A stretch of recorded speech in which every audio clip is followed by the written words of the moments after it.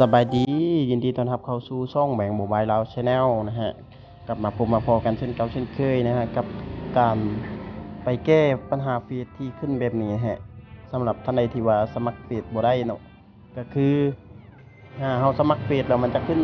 มาในลักษณะแบบนี้เนาะก็คือให้เฮาไปอ่าที่ Google Chrome นะฮะแล้วก็มาพิมพ์คำว่า Facebook Sign Up นะฮะ Facebook Sign Up ทีนี้กด enter นะฮะแล้วก็มา create new create a new account นะฮะแล้วมาสร้างบัญชีนะฮะเวลาเราสร้างบัญชีมันจะดึงเข้า Facebook App เนาะให้เรามาทอน Facebook App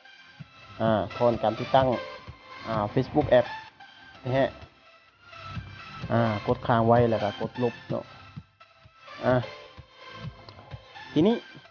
ให้เราไปที่ Google Chrome อีกครั้งหนึ่งเนาะไปสร้างบัญชีเนาะหลังจากเขาสร้างบัญชีมันจะโบเด้งเข้า Facebook App เนื่องจากว่าเราไปทอน Facebook App ได้แล้วเนาะทีนี้ให้เราป้อนชื่อนามสกุลเนาะถ้าว่าท่านใดที่ว่าอยากสมัครเฟซเนาะก็ให้ป้อนชื่อนามสกุลของเราใส่เลยเนาะหลังจากป้อนชื่อนามสกุลแล้วก็กดถัดไปทีนี้ให้เรามาเลือกวันเดือนปีเกิดตามปกติเนาะตามที่ว่าเราเคยสมัครเฟซผ่านๆมาเนาะตัวนี้เป็นเฟซที่ว่าค่อยได้สร้างบัญชีมาแบบแนะนำซื่อๆเนาะบ่แม่นเฟซแท้เนาะทีนี้ให้เฮาป้อนเบอร์ของเฮาใส่น่ะแล้วก็หลังจากเฮาป้อนเบอร์เนาะให้เฮาป้อนรหัสผ่านของเฮารหัสผ่านที่ว่าเฮาต้องการจะมาล็อกอินเข้าสู่อ่า Facebook เนาะหลังจากเฮากด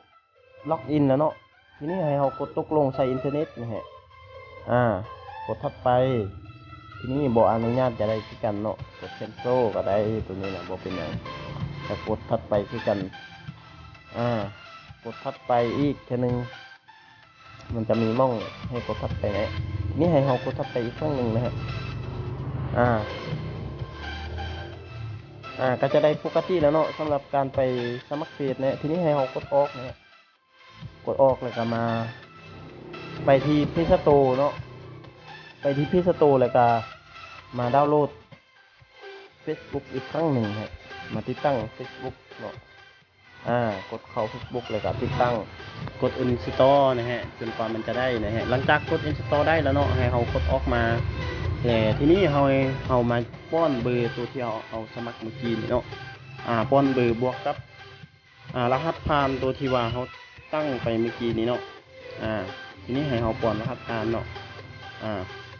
หลังจากเราป้อนรหัสผ่านแล้วให้เรากดเข้าสู่